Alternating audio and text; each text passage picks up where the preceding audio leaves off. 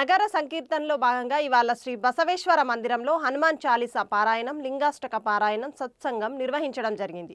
బసవేశ్వర మందిరంలో అవగాహన సదస్సు 11 గంటలకు నిర్వహించడం జరుగుతుంది. ఈ కార్యక్రమంలో విద్యార్థులు అధిక సంఖ్యలో పాల్గొంటారు. బసవేశ్వర మందిరం యొక్క విశిష్టత గురించి మరియు బసవేశ్వరుని జీవిత చరిత్ర సత్సంగంలో వివరించడం జరిగింది.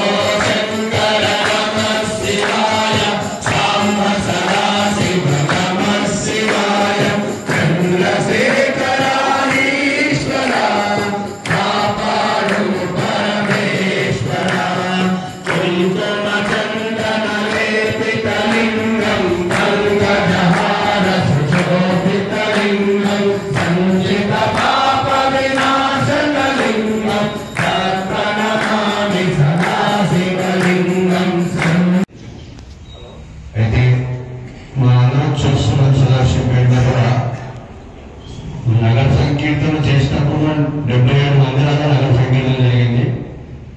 మన ఊళ్ళో ఉన్న ప్రతి మందిరానికి ఒక విశిష్టత ఉంటుంది. ఆ విశిష్టత అందరికీ తెలియాలి, మనకే కాదు, మందిర భక్తులకి కాకుండా పుర ప్రముఖులకు భక్తులకు అందరికీ కూడా మన చరిత్ర తెలుసుకుంటే బాగుంటుంది, మనకి చెప్పడంలో బాగుంటుంది. ఆ విషయంలో వాళ్ళు ఇక్కడ బసవేశ్వర మందిరంలో రావడం జరిగింది.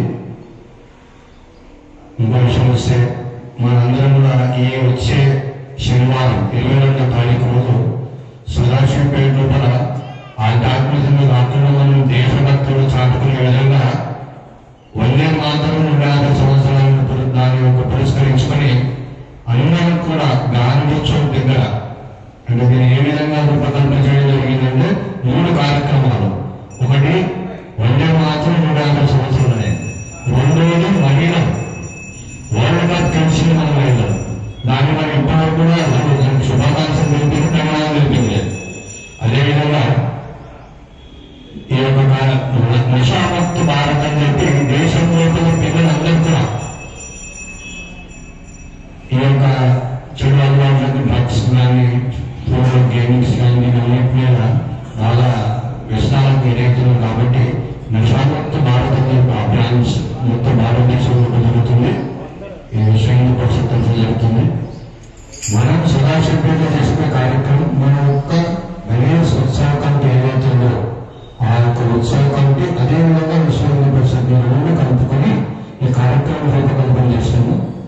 22వ తారీఖు ఉదయం ప్రతి స్కూల్ నుండి హై స్కూల్ పిల్లలు అంటే 7, 8, 9, 10 ఇంటర్మీడియట్, అదేవిధంగా డిగ్రీ కాలేజ్, వీళ్ళందరూ కూడా ప్రతి స్కూల్ దగ్గర నుంచి వాళ్ళ స్కూల్ బ్యానర్ తీసుకొని ఈ 3 కార్యక్రమాలు ఏదైతే అనుకున్న 3 కార్యక్రమాలు బ్యానర్ మీద పెట్టి పిల్లలందరినీ కూడా 9:30 వరకు గాంధీ చౌక్ చేరుకుంటారు.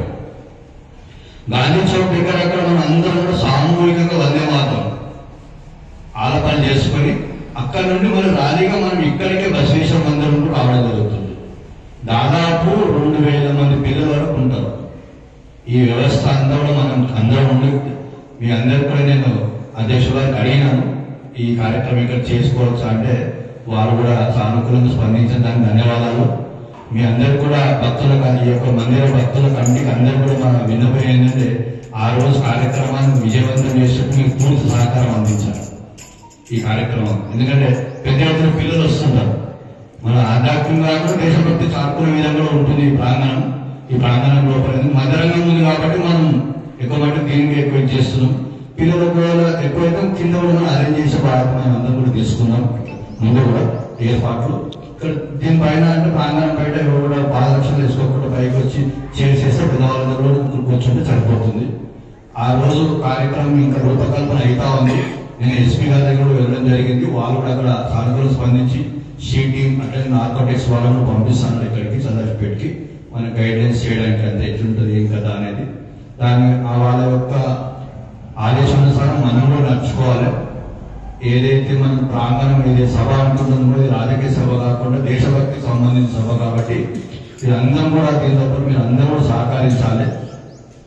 ఈ కార్యక్రమాన్ని అందరూ ముందుకు తీసుకెళ్ళాలి. వచ్చే శనివారం ఏదైతే మంగళవారం ఉందో వచ్చే మంగళవారం నగర సంకీర్తన భాగంగా మనము పునఃప్రతిష్ఠ అయిన ఆక్స్ఫర్డ్ హనుమాన్ మందిరం దగ్గర కార్యక్రమం ఉంటుంది. మనందరం కూడా అక్కడికి వెళ్ళాలి. ఇప్పుడు ఈ సత్సంగ భాగంలో కూడా ఈ యొక్క మందిర విశిష్టత అదేవిధంగా బసవేశ్వర విశిష్టత ఈ రెండు విషయాలు చెప్పాల్సిందిగా